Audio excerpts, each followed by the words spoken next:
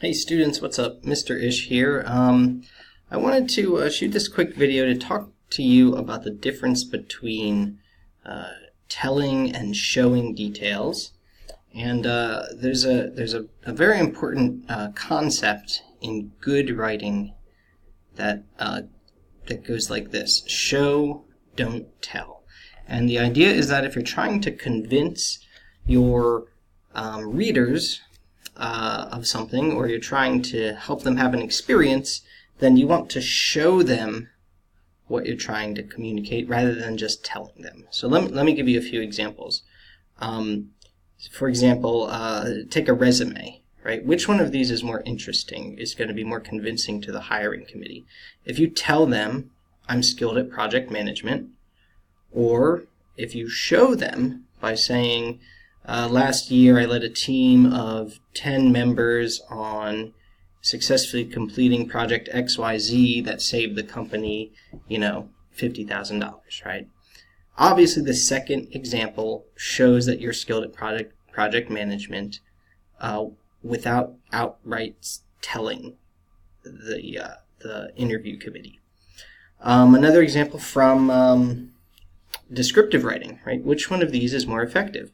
You could tell the reader the dragon was ferocious, or you could show them by saying something like the dragon gnashed its teeth and spit flames in the air. Right? With the second one, you're showing the reader what the dragon is doing, and thus the reader understands that the dragon is ferocious. So the idea behind show, don't tell is that you give your readers something to see, feel, touch, taste, hear, experience, whatever, rather than just telling it to them. And so to communicate this better, I'm gonna do something for you here right in front of your own eyes. I'll show you some Mr. Ish writing.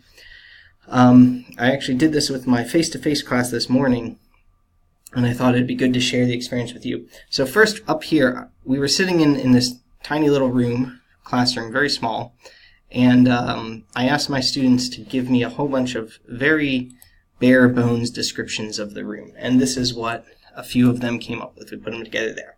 So those are lame telling details. That right there is not a good descriptive paragraph. And what I'm going to do is I'm just going to pick one of these and expand on it by making it showing, making the detail come to life.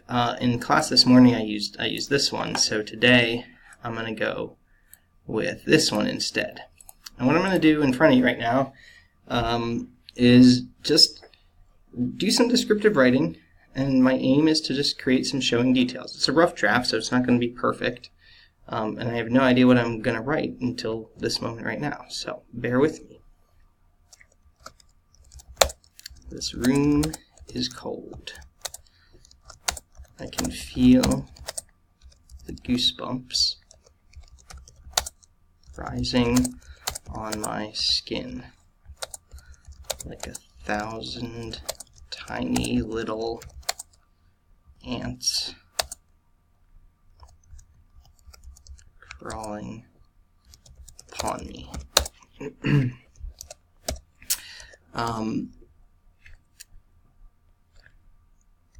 Outside, I hear the rev of an engine. As an aside note, our classroom for this class happens to be near the automotive bays where the auto students are doing other work, so we often hear a lot of interesting things. Outside, I hear the rev of an engine.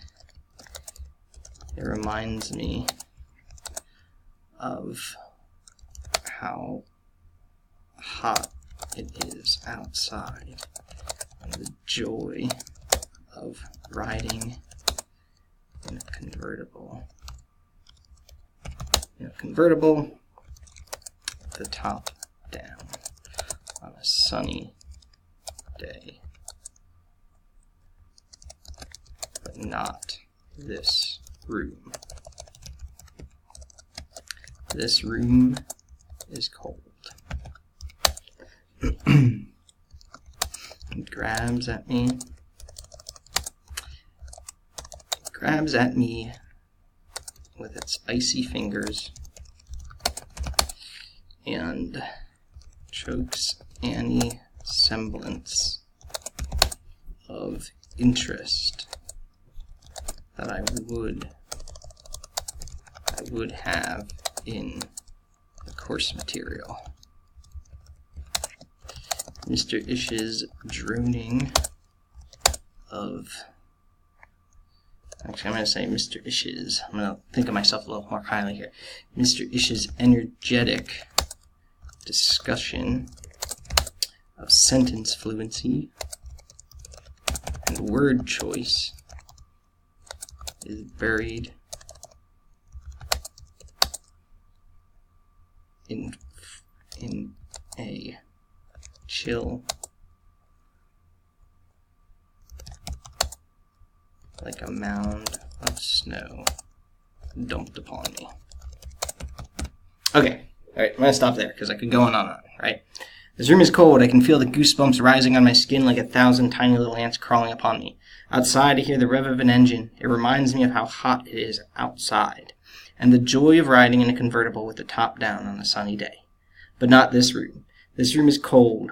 It grabs at me with its icy fingers and chokes any semblance of interest that I would have in the course material. Mr. Ish's energetic discussion of sentence fluency and word choice is buried in a chill like a mound of snow dumped upon me. Okay, so it's a rough draft, right? So there's obviously some things wrong with it, but that's okay. As Ernest Hemingway said, the first draft is shit, so I never like to let people get held up on the first draft. But anyway, the whole point here is that we took this one tiny little detail, it is always cold in this classroom, right? And we brought it to life using showing details that give the reader something to feel, see, experience, do. So that's something I want to stress on you in any type of writing. It doesn't matter what it is.